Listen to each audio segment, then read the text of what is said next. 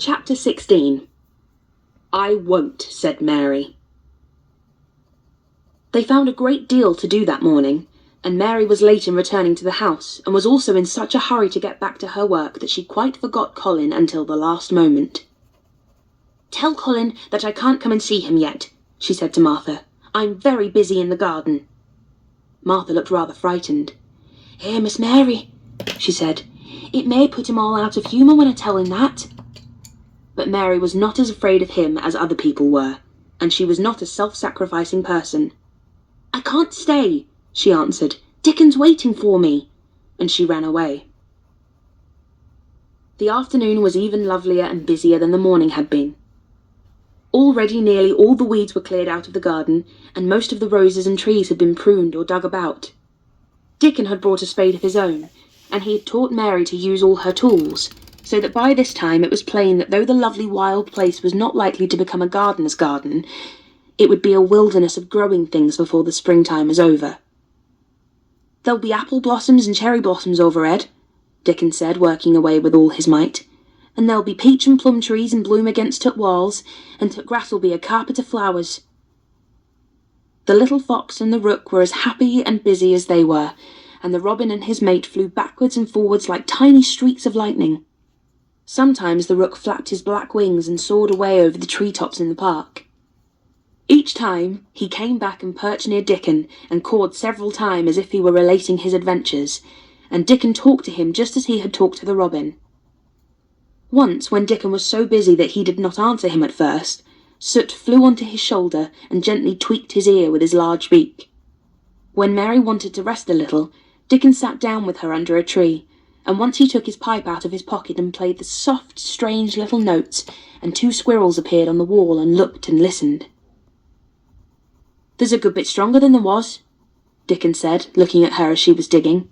"There's beginning to look different, for sure." Mary was glowing with exercise and good spirits. "I'm getting fatter and fatter every day," she said quite exultantly. "Mrs. Medlock will have to get me some bigger dresses. Martha says that my hair is growing thicker. It isn't so flat and stringy." The sun was beginning to set and sending deep gold-coloured rays slanting under the trees when they parted. "It'll be fine tomorrow," said Dickon. "I'll be at work by sunrise." "So will I," said Mary. She ran back to the house as quickly as her feet would carry her. She wanted to tell Colin about Dickon's fox cub and the rook, and about what the springtime had been doing. She felt sure he would like to hear, so it was not very pleasant when she opened the door of her room to see Martha standing waiting for her with a doleful face. "What is the matter?" she asked.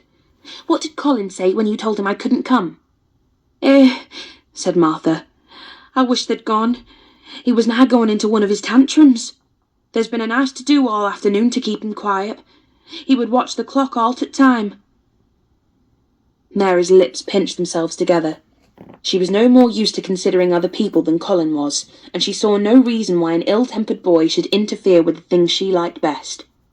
She knew nothing about the pitifulness of people who had been ill and nervous, and who did not know that they could control their tempers, and need not make other people ill and nervous too. When she had had a headache in India, she had done her best to see that everybody else also had a headache, or something quite as bad, and she felt she was quite right, but of course, now she felt that Colin was quite wrong. He was not on his sofa when she went into his room.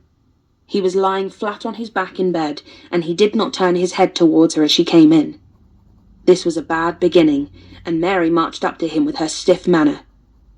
"Why didn't you get up?" she said. "I did get up this morning when I thought you were coming," he answered without looking at her. "I made them put me back in bed this afternoon. My back ached, and my head ached, and I was tired. Why didn't you come?"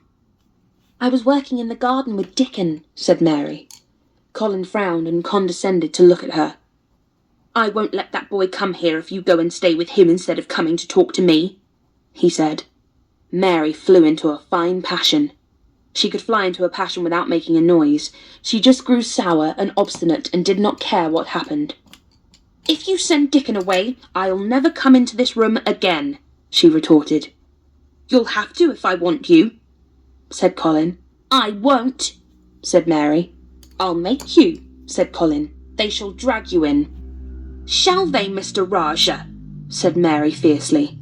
"They may drag me in, but they can't make me talk when they get me here. I'll sit and clench my teeth and never tell you one thing. I won't even look at you. I'll stare at the floor." They were a nice agreeable pair as they glared at each other. If they had been two little street boys, they would have sprung at each other and had a rough and tumble fight. As it was, they did the next thing to it. "You are a selfish thing," cried Colin. "What are you?" said Mary. "Selfish people always say that. Anyone is selfish who doesn't do what they want. You're more selfish than I am. You're the most selfish boy I ever saw." "I'm not," snapped Colin. "I'm not as selfish as your fine Dickon is. He keeps you playing in the dirt when he knows I am all by myself. He's selfish if you like." Mary's eyes flashed fire. "He's nicer than any other boy that ever lived," she said. He's like an angel." It might sound rather silly to say that, but she did not care. "A nice angel?" Colin sneered ferociously. "He's a common cottage boy off the moor." "He's better than a common Rajah," retorted Mary. "He's 1,000 times better." Because she was the stronger of the two, she was beginning to get the better of him. The truth was that he had never had a fight with anyone like himself in his life, and, upon the whole, it was rather good for him, though neither he nor Mary knew anything about that. He turned his head on his pillow and shut his eyes, and a big tear was squeezed out and ran down his cheek. He was beginning to feel pathetic and sorry for himself, not for anyone else. "I'm not as selfish as you because I'm always ill, and I'm sure there is a lump coming on my back," he said, "and I'm going to die besides." "You're not," contradicted Mary unsympathetically. He opened his eyes quite wide with indignation. He had never heard such a thing said before. He was at once furious and slightly pleased, if a person could be both at the same time. "I'm not," he cried. "I am. You know I am. Everybody says so." "I don't believe it," said Mary sourly. "You just say that to make people sorry. I believe you're proud of it. I don't believe it. If you were a nice boy it might be true, but you're too nasty." In spite of his invalid back, Colin sat up in bed in quite a healthy rage. "Get out of the room!" he shouted, and he caught hold of his pillow and threw it at her. He was not strong enough to throw it far, and it only fell at her feet, but Mary's face looked as pinched as a nutcracker. "I'm going," she said, "and I won't come back." She walked to the door, and when she reached it, she turned round and spoke again. "I was going to tell you all sorts of nice things," she said. "Dickon brought his fox and his rook, and I was going to tell you all about them. Now I won't tell you a single thing."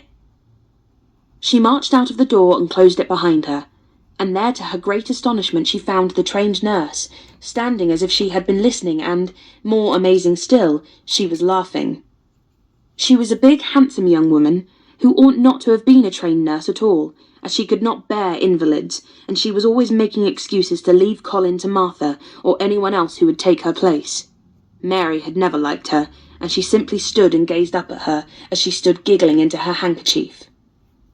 "What are you laughing at?" she asked her. "At you two young ones," said the nurse. "It's the best thing that could happen to the sickly pampered thing to have someone stand up to him that's as spoiled as himself." And she laughed into her handkerchief again. If he'd had a young vixen of a sister to fight with, it would have been the saving of him. "Is he going to die?" "I don't know, and I don't care," said the nurse. "Hysterics and temper are half what ails him." "What are hysterics?" asked Mary. "You'll find out if you work him into a tantrum after this. But at any rate, you've given him something to have hysterics about, and I'm glad of it." Mary went back to her room, not feeling at all as she had felt when she had come in from the garden. She was cross and disappointed, but not at all sorry for Colin. She had looked forward to telling him a great many things, and she had meant to try to make up her mind whether it would be safe to trust him with the great secret. She had been beginning to think it would be, but now she had changed her mind entirely. She would never tell him, and he could stay in his room and never get any fresh air and die if he liked. It would serve him right. She felt so sour and unrelenting that for a few minutes she almost forgot about Dickon and the green veil creeping over the world and the soft wind blowing down from the moor. Martha was waiting for her, and the trouble in her face had been temporarily replaced by interest and curiosity. There was a wooden box on the table, and its cover had been removed and revealed that it was full of neat packages. "Mr. Craven sent it to you," said Martha. "It looks as if it had picture books in it." Mary remembered what he had asked her the day she had gone to his room. "Do you want anything? Dolls, toys, books?" She opened the package wondering if he had sent a doll, and also wondering what she would do with it if he had. But he had not sent one. There were several beautiful books such as Colin had, and 2 of them were about gardens and were full of pictures. There were 2 or 3 games, and there was a beautiful little writing case with a gold monogram on it, and a gold pen and inkstand. Everything was so nice that her pleasure began to crowd her anger out of her mind. She had not expected him to remember her at all, and her hard little heart grew quite warm. "I can write better than I can print," she said, "and the first thing I shall write with that pen will be a letter to tell him I am much obliged." If she had been friends with Colin, she would have run to show him her presents at once, and they would have looked at the pictures and read some of the gardening books and perhaps tried playing the games, and he would have enjoyed himself so much he would never once have thought he was going to die, or have put his hand on his spine to see if there was a lump coming. He had a way of doing that which she could not bear. It gave her an uncomfortable, frightened feeling, because he always looked so frightened himself. He said that if he felt even quite a little lump some day, he should know his hunch had begun to grow. Something he had heard Mrs. Medlock whispering to the nurse had given him the idea, and he had thought over it in secret until it was quite firmly fixed in his mind. Mrs. Medlock had said his father's back had begun to show his crookedness in that way when he was a child. He had never told anyone but Mary that most of his tantrums, as they called them, grew out of his hysterical, hidden fear. Mary had been sorry for him when he had told her. "He always begins to think about it when he is cross or tired," she said to herself, "and he has been cross today. Perhaps he had been thinking about it all the afternoon." She stood still, looking down at the carpet and thinking. "I said I would never go back again," she hesitated, knitting her brows. "But perhaps, just perhaps, I will go and see, if he wants me, in the morning. Perhaps he'll try to throw his pillow at me again, but I think I'll go." Chapter 17. A Tantrum.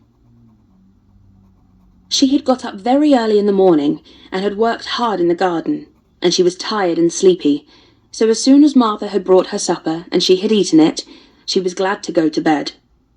As she laid her head on the pillow, she murmured to herself, "I'll go out before breakfast and work with Dickon, and then afterwards, I believe, I'll go to see him." She thought it was the middle of the night when she was awakened by such dreadful sounds that she jumped out of bed in an instant. What was it? What was it? The next minute she felt quite sure she knew.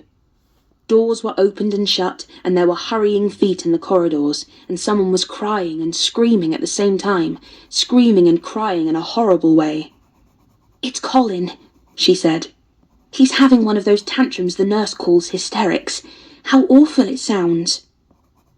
As she listened to the sobbing screams, she did not wonder that people were so frightened that they gave him his own way in everything rather than hear them. She put her hands over her ears and felt sick and shivering. "I don't know what to do. I don't know what to do," she kept saying. "I can't bear it." Once she wondered if he would stop if she dared go to him, and then she remembered how he had driven her out of the room, and thought that perhaps the sight of her might make him worse. Even when she pressed her hands more tightly over her ears, she could not keep the awful sounds out. She hated them so, and was so terrified by them, that suddenly they began to make her angry, and she felt as if she should like to fly into a tantrum herself, and frighten him as he was frightening her. She was not used to anyone's temper but her own. She took her hands from her ears and sprang up and stamped her foot. "He ought to be stopped. Somebody ought to make him stop. Somebody ought to beat him," she cried out. Just then she heard feet almost running down the corridor, and her door opened and the nurse came in. She was not laughing now by any means. She even looked rather pale. "He's working himself into hysterics," she said in a great hurry. "He'll do himself harm. No one can do anything with him. You come and try, like a good child. He likes you." "He turned me out of the room this morning," said Mary, stamping her foot in excitement. The stamp rather pleased the nurse. The truth was that she had been afraid she might find Mary crying and hiding her head under the bedclothes. "That's right," she said. "You're in the right humour. You go and scold him. Give him something new to think of. Do go, child, as quick as ever you can." It was not until afterwards that Mary realised that the thing had been funny as well as dreadful. That it was funny that all the grown-up people were so frightened that they came to a little girl just because they guessed she was almost as bad as Colin himself. She flew along the corridor, and the nearer she got to the screams, the higher her temper mounted. She felt quite wicked by the time she reached the door. She slapped it open with her hand and ran across the room to the four-poster bed. "You stop!" she almost shouted. "You stop! I hate you! Everybody hates you! I wish everybody would run out of the house and let you scream yourself to death! You will scream yourself to death in a minute, and I wish you would!" A nice, sympathetic child could neither have thought nor said such things, but it just happened that the shock of hearing them was the best possible thing for this hysterical boy, whom no one had ever dared to restrain or contradict. He had been lying on his face, beating his pillow with his hands, and he actually almost jumped around, he turned so quickly at the sound of the furious little voice. His face looked dreadful, white and red and swollen, and he was gasping and choking, but savage little Mary did not care an atom. "If you scream another scream," she said, "I'll scream too, and I can scream louder than you can, and I'll frighten you." He actually stopped screaming because she had startled him so. The scream which had been coming almost choked him. The tears were streaming down his face and he shook all over. "I can't stop," he gasped and sobbed. I can't." "You can," shouted Mary. "Half that ails you is hysterics and temper. Just hysterics, hysterics, hysterics." And she stamped each time she said it. "I felt the lump. I felt it," choked out Colin. "I knew I should. I shall have a hunch on my back, and then I shall die." And he began to writhe again and turned on his face and sobbed and wailed, but he didn't scream. "You didn't feel a lump," contradicted Mary fiercely. "If you did, it was only a hysterical lump. Hysterics make lumps. There's nothing the matter with your horrid back. Nothing but hysterics. Turn over and let me look at it." She liked the word hysterics, and felt somehow as if it had an effect on him. He was probably like herself, and had never heard it before. "Nurse," she commanded, "come here and show me his back this minute." The nurse, Mrs. Medlock, and Martha had been standing huddled together near the door staring at her, their mouths half open. All three had gasped with fright more than once. The nurse came forward as if she were half afraid. Colin was heaving with great breathless sobs. "Perhaps he won't let me," she hesitated in a low voice. Colin heard her, however, and he gasped out between two sobs, Show her! She'll see then!" It was a poor, thin back to look at when it was bared. Every rib could be counted, and every joint of the spine, though Mistress Mary did not count them as she bent over and examined them with a solemn, savage little face. She looked so sour and old-fashioned that the nurse turned her head aside to hide the twitching of her mouth. There was just a minute's silence, for even Colin tried to hold his breath while Mary looked up and down his spine, and down and up, as intently as if she had been the great doctor from London. "There's not a single lump there," she said at last. "There's not a lump as big as a pin, except backbone lumps, and you can only feel them because you're thin. I've got backbone lumps myself, and they used to stick out as much as yours do, until I began to get fatter, and I am not fat enough yet to hide them. There's not a lump as big as a pin. If you ever say there is again, I shall laugh." No one but Colin himself knew what effect those crossly spoken childish words had on him. If he had ever had anyone to talk to about his secret terrors, If he had ever dared to let himself ask questions, if he had had childish companions and had not lain on his back in the huge closed house, breathing an atmosphere heavy with the fears of people who were most of them ignorant and tired of him, he would have found out that most of his fright and illness was created by himself. But he had lain and thought of himself and his aches and weariness for hours and days and months and years, and now that an angry, unsympathetic little girl insisted obstinately that he was not at all as he thought he was, he actually felt as if she might be speaking the truth. "I didn't know," ventured the nurse, "that he thought he had a lump on his spine. His back is weak because he won't try to sit up. I could have told him there was no lump there." Colin gulped and turned his face a little to look at her. Could you?" he said pathetically. "Yes, sir." "There," said Mary, and she gulped too. Colin turned on his face again, and but for his long-drawn broken breaths, which were the dying down of his storm of sobbing, he lay still for a minute, though great tears streamed down his face and wet the pillow. Actually, the tears meant that a curious great relief had come to him. Presently he turned and looked at the nurse again, and strangely enough he was not like a Rajah at all as he spoke to her. "Do you think I could live to grow up?" he said. The nurse was neither clever nor soft-hearted, but she could repeat some of the London doctor's words. "You probably will if you will do what you were told to do, and not give way to your temper, and stay out a great deal in the fresh air." Colin's tantrum had passed, and he was weak and worn out with crying, and this perhaps made him feel gentle. He put out his hand a little towards Mary, and I am glad to say that, her own tantrum having passed, she was softened too, and met him halfway with her hand, so that it was a sort of making up. I'll go out with you, Mary," he said. "I shan't hate fresh air if we can find—" He remembered just in time to stop himself from saying, "if we can find the secret garden," and he ended, "I shall like to go out with you if Dickon will come and push my chair. I do so want to see Dickon and the fox and the crow." The nurse remade the tumbled bed and shook and straightened the pillows. Then she made Colin a cup of beef tea and gave a cup to Mary, who really was very glad to get it after her excitement.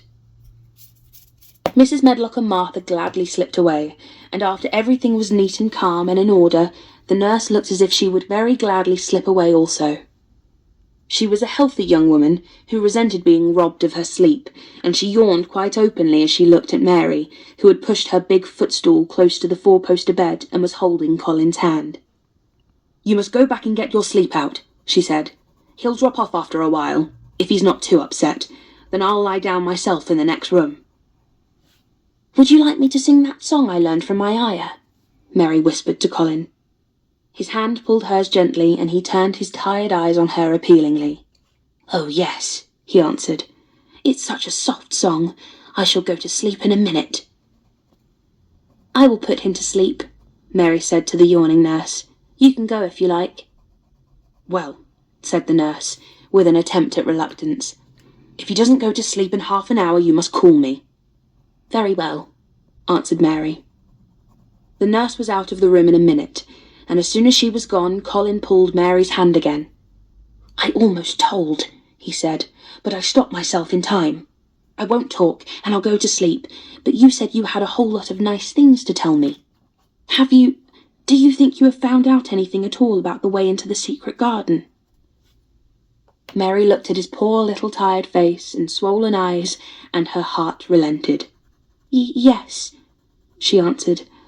"I think I have, and if you will go to sleep, I will tell you tomorrow." His hand quite trembled. "Oh, Mary," he said. "Oh, Mary, if I could go into it, I think I should live to grow up. Do you suppose that instead of singing the ayah song, you could just tell me softly as you did that first day what you imagine it looks like inside? I am sure it will make me go to sleep." "Yes," answered Mary. "Shut your eyes." He closed his eyes and lay quite still, and she held his hand and began to speak very slowly and in a very low voice. "I think it has been left alone so long that it has grown all into a lovely tangle. I think the roses have climbed and climbed and climbed until they hang from the branches and walls and creep over the ground, almost like a strange grey mist. Some of them have died, but many are alive, and when the summer comes there will be curtains and fountains of roses. I think the ground is full of daffodils and snowdrops and lilies and iris working their way out of the dark. Now the spring has begun, perhaps... The soft drone of her voice was making him stiller and stiller, and she saw it and went on. Perhaps they are coming up through the grass. Perhaps there are clusters of purple crocuses and gold ones even now. Perhaps the leaves are beginning to break out and uncurl, and perhaps the grey is changing and a green gauze veil is creeping over everything. And the birds are coming to look at it, because it is so safe and still. And perhaps, very softly and slowly indeed, the robin has found a mate and is building a nest. And Colin was asleep. Chapter 18. They munnot waste no time. Of course Mary did not waken early the next morning. She slept late because she was tired, and when Martha brought her breakfast she told her that though Colin was quite quiet, he was ill and feverish, as he always was after he had worn himself out with a fit of crying. Mary ate her breakfast slowly as she listened.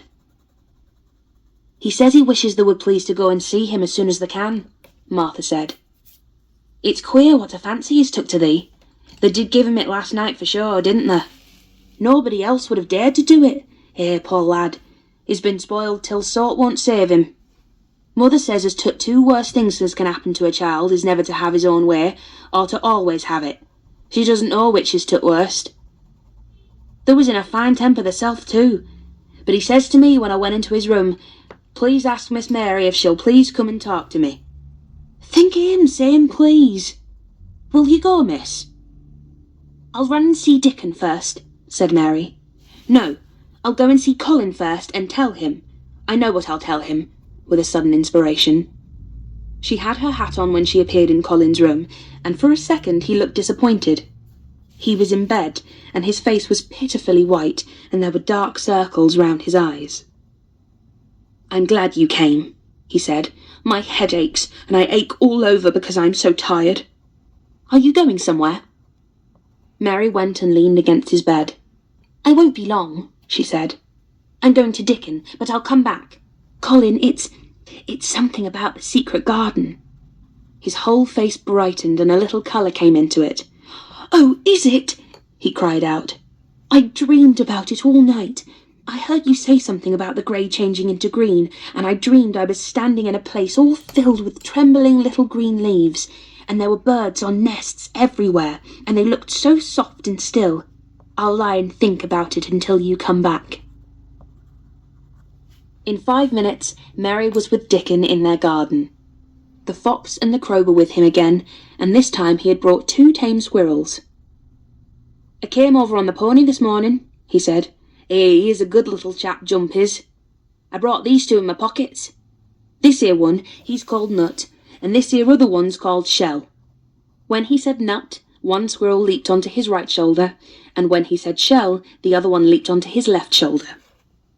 When they sat down on the grass with Captain curled at their feet, Soot solemnly listening on a tree, and Nut and Shell nosing about close to them, it seemed to Mary that it would be scarcely bearable to leave such delightfulness. But when she began to tell her story, somehow the look in Dickon's funny face gradually changed her mind. She could see he felt sorrier for Colin than she did. He looked up at the sky and all about him. "Just listen to them birds. T' world seems full of 'em, all whistling and piping," he said. "Look at 'em darting about and harking at 'em calling to each other. Come springtime seems like as if all t' world's calling. The leaves is uncurling so you can see 'em, and my word, t' nice smells there is about," sniffing with his happy turned-up nose. "And that poor lad lying shut up and seeing so little that he gets to thinking of things as sets him screaming. We mun get him out here. We mun get him watching and listening and sniffing up to air, and get him just soaked through with sunshine, and we munnot lose no time about it." When he was very much interested, he often spoke quite broad Yorkshire, though at other times he tried to modify his dialect so that Mary could better understand, but she loved his broad Yorkshire, and had in fact been trying to learn to speak it herself, so she spoke a little now. "Aye, that we mun," she said, which meant, "Yes, indeed, we must." "I'll tell thee what us'll do first," she proceeded, and Dickon grinned, because when the little wench tried to twist her tongue into speaking Yorkshire it amused him very much. "He's took a gradely fancy to thee.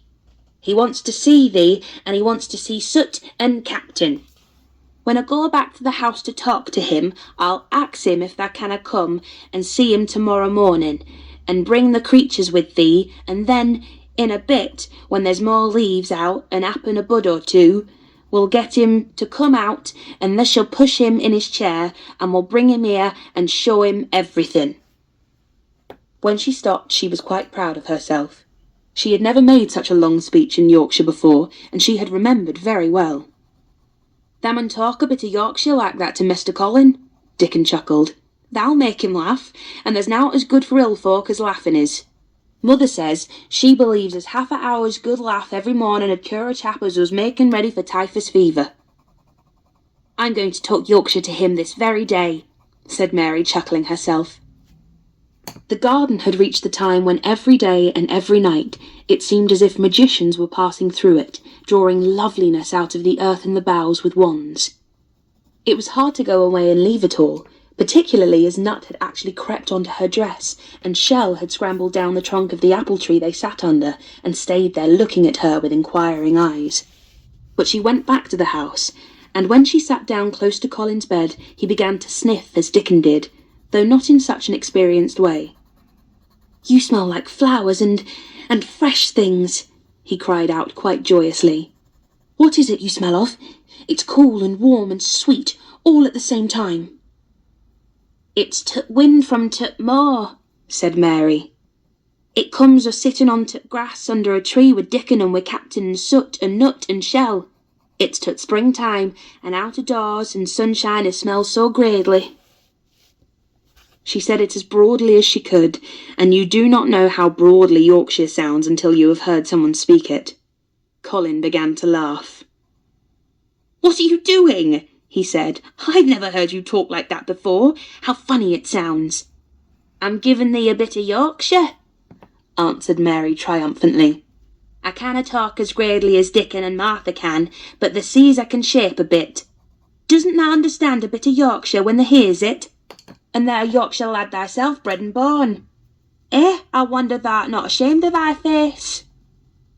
And then she began to laugh too, and they both laughed until they could not stop themselves, and they laughed until the room echoed, and Mrs. Medlock, opening the door to come in, drew back into the corridor and stood listening, amazed.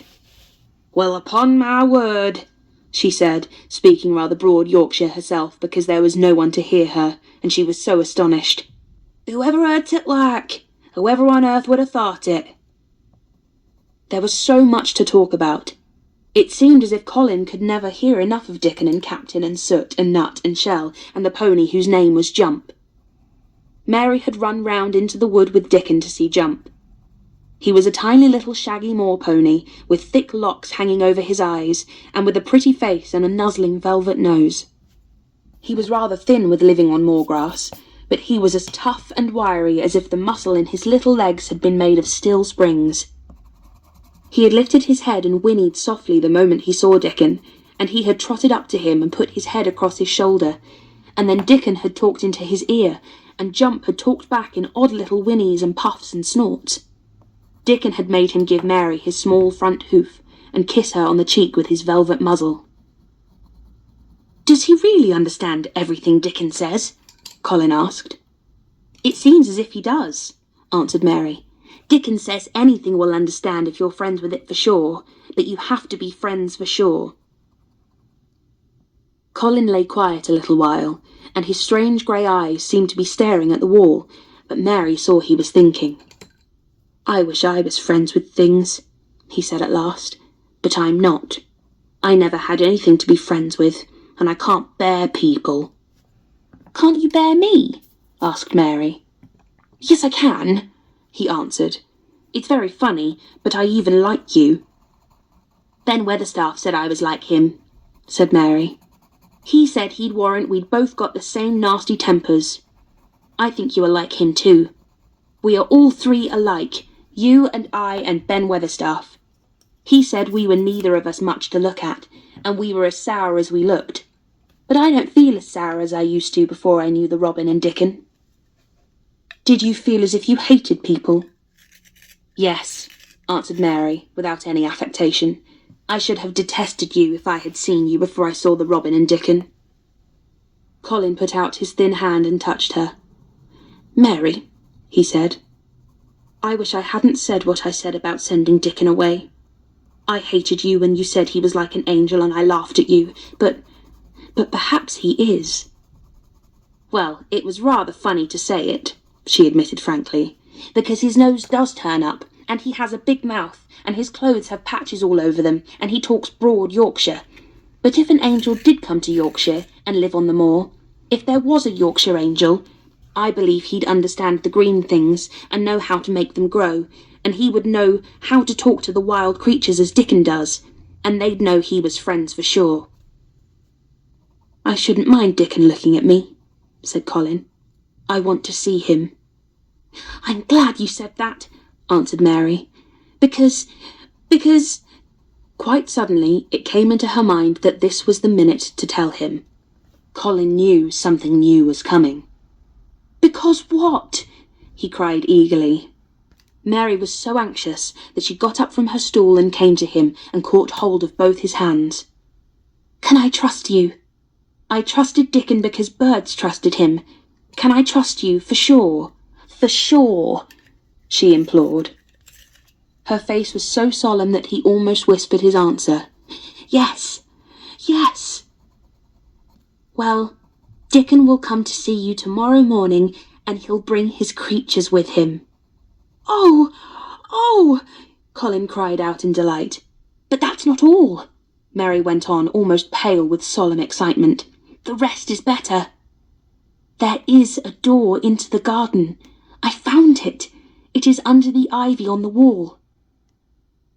If he had been a strong, healthy boy, Colin would probably have shouted, "Hooray! Hooray! Hooray!" But he was weak and rather hysterical. His eyes grew bigger and bigger, and he gasped for breath. "Oh, Mary!" he cried out with a half-sob. "Shall I see it? Shall I get into it? Shall I live to get into it?" And he clutched her hands and dragged her towards him. "Of course you'll see it," snapped Mary indignantly. "Of course you'll live to get into it. Don't be silly." And she was so unhysterical and natural and childish that she brought him to his senses, and he began to laugh at himself. And a few minutes afterwards she was sitting on her stool again, telling him not what she imagined the secret garden to be like, but what it really was, and Colin's aches and tiredness were forgotten, and he was listening enraptured. "It is just what you thought it would be," he said at last. "It sounds just as if you had really seen it. You know, I said that when you told me first." Mary hesitated about 2 minutes and then boldly spoke the truth. "I had seen it, and I had been in," she said. "I found the key and got in weeks ago, but I daren't tell you. I daren't because I was so afraid I couldn't trust you. For sure." Chapter 19. It has come. Of course, Dr. Craven had been sent for the morning after Colin had had his tantrum. He was always sent for at once when such a thing occurred, and he always found, when he arrived, a white, shaken boy lying on his bed, sulky and still so hysterical that he was ready to break into fresh sobbing at the least word. In fact, Dr. Craven dreaded and detested the difficulties of these visits. On this occasion, he was away from Misselthwaite Manor until afternoon. "How is he?" he asked Mrs. Medlock rather irritably when he arrived. "He will break a blood vessel in one of those fits some day. The boy is half insane with hysteria and self-indulgence." "Well, sir," answered Mrs. Medlock, "you'll scarcely believe your eyes when you see him. That plain, sour-faced child that's almost as bad as himself has just bewitched him. How she's done it there's no telling. The Lord knows she's nothing to look at, and you scarcely ever hear her speak, but she did what none of us dare do. She just flew at him like a little cat last night, and stamped her feet and ordered him to stop screaming, and somehow she startled him so that he actually did stop. And this afternoon, well, just come up and see, sir. It's past crediting." The scene which Dr. Craven beheld when he entered his patient's room was indeed rather astonishing to him. As Mrs. Medlock opened the door, he heard laughing and chattering. Colin was on his sofa in his dressing gown, and he was sitting up quite straight, looking at a picture in one of the garden books, and talking to the plain child, who at that moment could scarcely be called plain at all, because her face was so glowing with enjoyment. "Those long spires of blue ones, we'll have a lot of those," Colin was announcing. "They're called delphiniums." "Dickon says they're larkspurs made big and grand," cried Mistress Mary. "There are clumps there already." Then they saw Dr. Craven and stopped. Mary became quite still, and Colin looked fretful. "I am sorry to hear you were ill last night, my boy," Dr. Craven said, a trifle nervously. He was rather a nervous man. "I'm better now. Much better," Colin answered, rather like a Rajah. "I'm going out in my chair in a day or two if it is fine. I want some fresh air." Dr. Craven sat down by him and felt his pulse and looked at him curiously. "It must be a very fine day," he said, "and you must be very careful not to tire yourself." "Fresh air won't tire me," said the young Rajah. As there had been occasions when this same young gentleman had shrieked aloud with rage, and had insisted that fresh air would give him cold and kill him, it is not to be wondered at that his doctor felt somewhat startled. "I thought you did not like fresh air," he said. "I don't when I am by myself," replied the Rajah, "but my cousin is going out with me." "And the nurse, of course," suggested Dr. Craven. "No, I will not have the nurse," so magnificently that Mary could not help remembering how the young native prince had looked with his diamonds and emeralds and pearls stuck all over him, and the great rubies on the small dark hand he had waved to command his servants to approach with salams and receive his orders. "My cousin knows how to take care of me. I am always better when she is with me. She made me better last night. A very strong boy I know will push my carriage." Dr. Craven felt rather alarmed. If this tiresome, hysterical boy should chance to get well, he himself would lose all chance of inheriting Misselthwaite. But he was not an unscrupulous man, though he was a weak one, and he did not intend to let him run into actual danger. "He must be a strong boy, and a steady boy," he said, "and I must know something about him. Who is he? What is his name?" "It's Dickon," Mary spoke up suddenly. She felt somehow that everyone who knew the moor must know Dickon, and she was right, too. She saw that in a moment Dr. Craven's serious face relaxed into a relieved smile. "Oh, Dickon," he said. "If it is Dickon, you will be safe enough. He's as strong as a moor pony, is Dickon." "And he's trusty," said Mary. "He's trustiest lad i' Yorkshire." She had been talking Yorkshire to Colin, and she forgot herself. "Did Dickon teach you that?" asked Dr. Craven, laughing outright. "I'm learning it as if it was French," said Mary rather coldly. "It's like a native dialect in India. Very clever people try to learn them. I like it, and so does Colin." "Well, well," he said, "if it amuses you, perhaps it won't do you any harm. Did you take your bromide last night, Colin?" "No," Colin answered. "I wouldn't take it at first, and after Mary made me quiet, she talked me to sleep in a low voice about the spring creeping into a garden."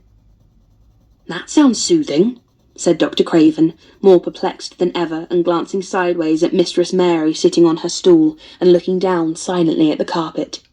"You are evidently better, but you must remember—" "I don't want to remember," interrupted the Rajah, appearing again. "When I lie by myself and I remember, I begin to have pains everywhere, and I think of things that make me begin to scream because I hate them so. If there was a doctor anywhere who could make you forget you were ill instead of remembering it, I would have him brought here." And he waved a thin hand which ought really to have been covered with royal signet rings made of rubies. "It is because my cousin makes me forget that she makes me better." Dr. Craven had never made such a short stay after a tantrum. Usually he was obliged to remain a very long time and do a great many things. This afternoon he did not give any medicine, or leave any new orders, and he was spared any disagreeable scenes. When he went downstairs he looked very thoughtful, and when he talked to Mrs. Medlock in the library, she felt that he was a much puzzled man. "Well, sir," she ventured, "could you have believed it?" "It is certainly a new state of affairs," said the doctor, "and there's no denying it is better than the old one." "I believe Susan Sowerby's right to do that," said Mrs. Medlock. "I stopped in her cottage on my way to Thwaite yesterday, and had a bit of talk with her. And she says to me, 'Well, Sarah Ann, she mayn't be a good child, and she mayn't be a pretty one, but she's a child, and children needs children. We went to school together, Susan Sowerby and me.' She's the best sick nurse I know," said Dr. Craven. "When I find her in a cottage, I know the chances are that I shall save my patient." Mrs. Medlock smiled. She was fond of Susan Sowerby. "She's got a way with her, has Susan," she went on quite volubly. "I've been thinking all morning of one thing she said yesterday. She says, 'Once when I was giving to children a bit of a preach after them been fighting, I said to them all, when I was at school my geography told us t' world was shaped like an orange, and I found out before I was 10 that t' whole orange doesn't belong to nobody. No one owns more than his bit of a quarter, and there's times it seems like there's not enough quarters to go around. But don't you, none of you, think as you own t' whole orange, or you'll find out you're mistaken, and you won't find it out without hard knocks. What children learns from children,' she says, 'is that there's no sense in grabbing at t' whole orange, peel and all. If you do, you're likely not to even get t' pips, and them's too bitter to eat.'" "She's a shrewd woman," said Dr. Craven, putting on his coat.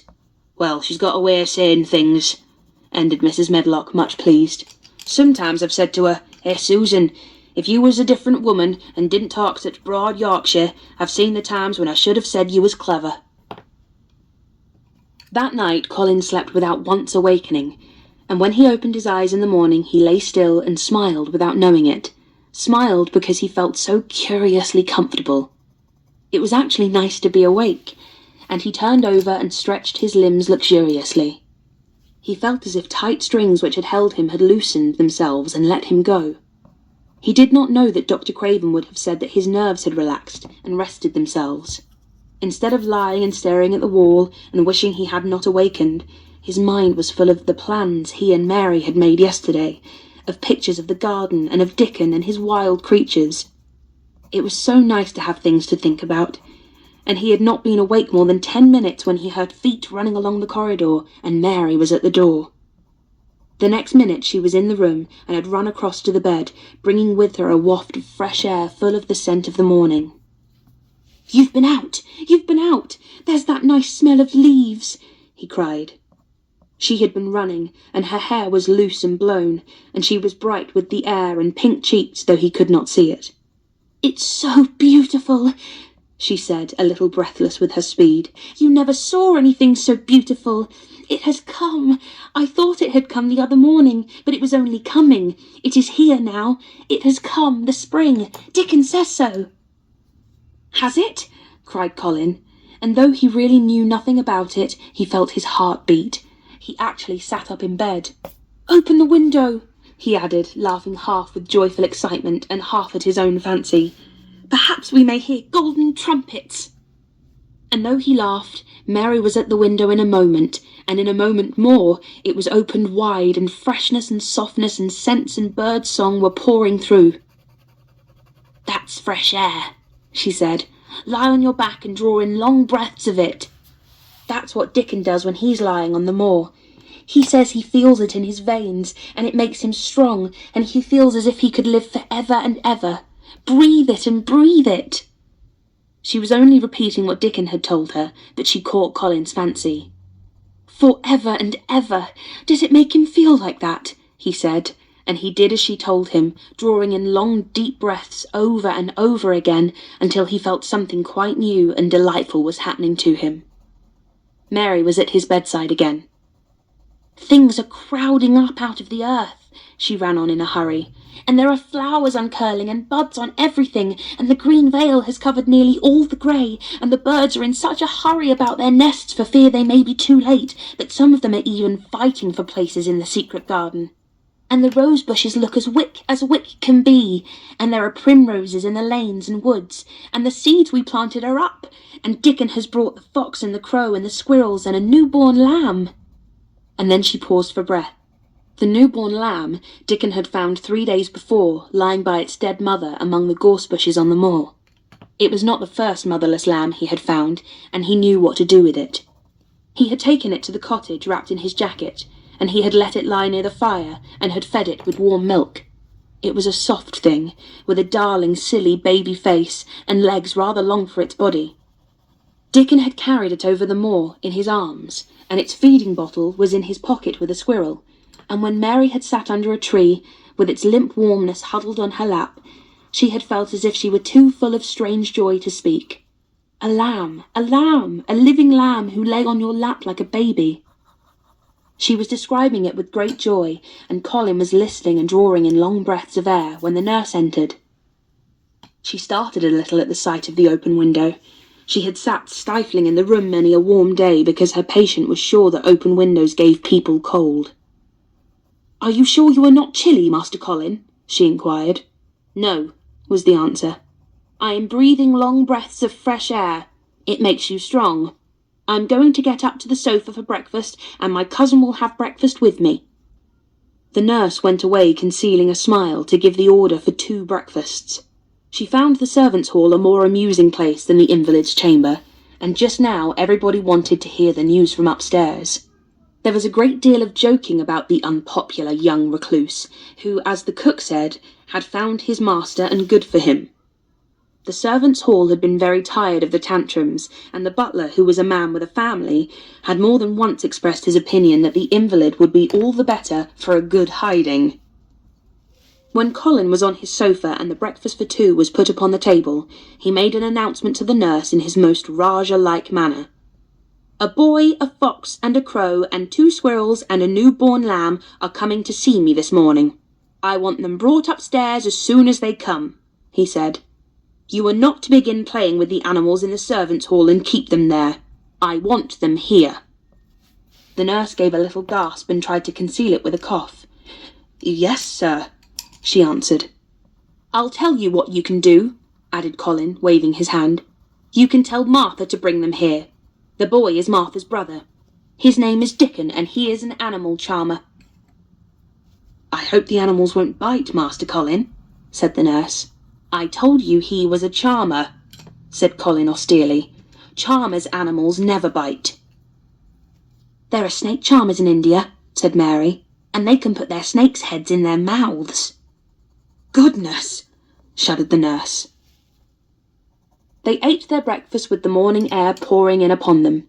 Colin's breakfast was a very good one, and Mary watched him with serious interest. "You will begin to get fatter just as I did," she said. "I never wanted my breakfast when I was in India, and now I always want it." "I wanted mine this morning," said Colin. "Perhaps it was the fresh air. When do you think Dickon will come?" He was not long in coming. In about 10 minutes Mary held up her hand. "Listen," she said. "Did you hear a caw?" Colin listened and heard it, the oddest sound in the world to hear inside a house, a hoarse caw-caw. "Yes," he answered. "That's soot," said Mary. "Listen again. Do you hear a bleat, a tiny one?" "Oh, yes," cried Colin, quite flushing. "That's the newborn lamb," said Mary. "He's coming." Dickon's moorland boots were thick and clumsy, and though he tried to walk quietly, they made a clumping sound as he walked through the long corridors. Mary and Colin heard him marching, until he passed through the tapestry door onto the soft carpet of Colin's own passage. "If you please, sir," announced Martha, opening the door. "If you please, sir, here's Dickon and his creatures."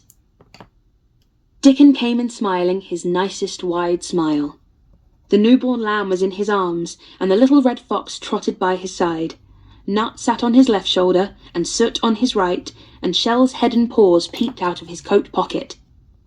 Colin slowly sat up and stared, as he had stared when he first saw Mary, but this was a stare of wonder and delight. The truth was that in spite of all he had heard, he had not in the least understood what this boy would be like, and that his fox and his crow and his squirrels and his lamb were so near to him and his friendliness that they seemed almost to be part of himself.